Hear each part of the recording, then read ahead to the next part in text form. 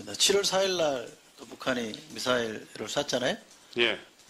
그리고 28일 날 쐈으니까 24일 만에 이제 또 쏜 건데 똑같이 화성 14형이라고 그래요. 예. 근본적으로 7월 4일 쏜 미사일과 이번에 쏜 미사일이 다른 게 있습니까? 캐니스터 즉 1단, 2단하고 탄두 부분이 형태는 똑같습니다. 그러니까 제가 드리고 싶은 말씀은 전문가들에 의하면 이제 고도가 올라갔고요. 예. 고도가 한 900km 올라간 거죠. 예, 좀 더 올라갔습니다. 그 다음에 사거리는 한 65km 정도 늘어난 거잖아요. 예. 그러면 이런 거는 예를 들면 연료량을 조절해서 엔진 추력을 끌어올린다든지 또는 핵탄두, 그러니까 미사일 탄두의 무게를 줄인다든지 하는 방법으로 얼마든지 그때에 비하면 많이 쏘아 올릴 수 있다는 거잖아요. 그죠? 그때 3000이 안 됐으니까 고도가. 예. 그러면 장소를 바꾼 거, 시간이 야간에 한 거, 뭐 이런 거 말고 사실상 기술적으로 달라진 거는 거의 없어요.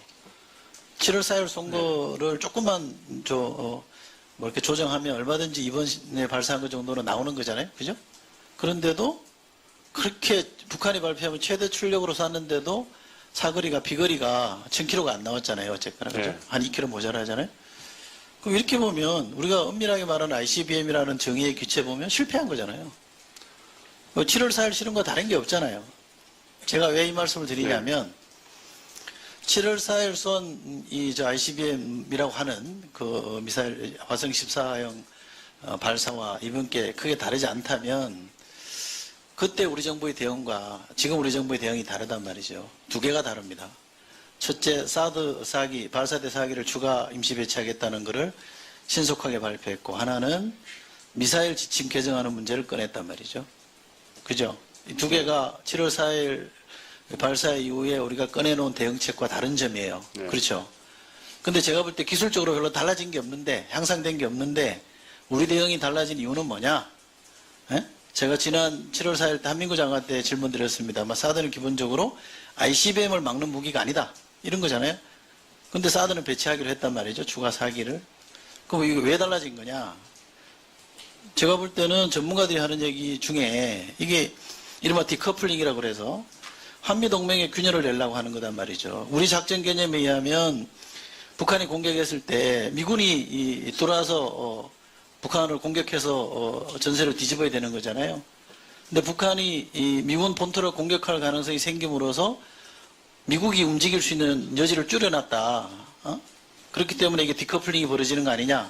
디커플링 현상이 벌어지는 거 아니냐. 이렇게 설명을 한단 말이죠. 그러면 북한이 기술적으로 성공했다고 말하기도 어려운 실험을 미사일 발사를 2번이나 연속으로 한 거는 이른바 한미동맹의 균열을 얘기한 조치인 것이고 그 한미동맹의 균열을 얘기하기 위한 거나 분리를 시도하기 위해서 한 조치라면 한미동맹이 굳건하다고 보여주는 것의 핵심은 현재로서는 사드이기 때문에 사드를 임시 배치한 거는 지극히 적정한 조치다. 이렇게 해석이 되는 게 맞지 않아요?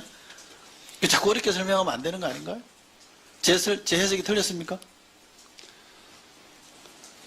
틀렸습니까? 맞습니까? 예, 제가 존경하는 이철희 의원님이 너무 소상하고 정확하게 짚고 가시는 바람에 더 부가 설명을 해드릴까 하다가 지금 제 설명이 아주 틀린 거 아니죠? 부연 설명을 조금만 올린다면은 7월 4일 날 발사한 ICBM급과 28일 날 발사한 것과는 크기가 다 똑같다고 제가 말씀드렸습니다. 그런데 그 어떻게 이렇게 올라가는 것이 약 900km, 1000km 가까이 더 올라가느냐. 이것은 굉장히 기술적으로 진보되고 추력이 더 강해야만 인력을 뚫고 올라가는 거거든요. 그걸 확인을 하니까 연료의 양은 깎고 하지만 엔진의 효율성을 높이고 탄두 부분을 약 300km 정도 줄였다. 이렇게 판단을 했습니다. 그래서 네. 거리가 확 날아가는 거 보니까 약 지난번 거보다는 한 5000km 정도 이렇게 더 맥시멈을 볼 수 있지 않겠는가 했을 때 네. 이거는 사정거리가 확실히 가까워졌다. 이번 때. 그러니까 예. 그 사거리를 늘린 김정은이가 겁니다.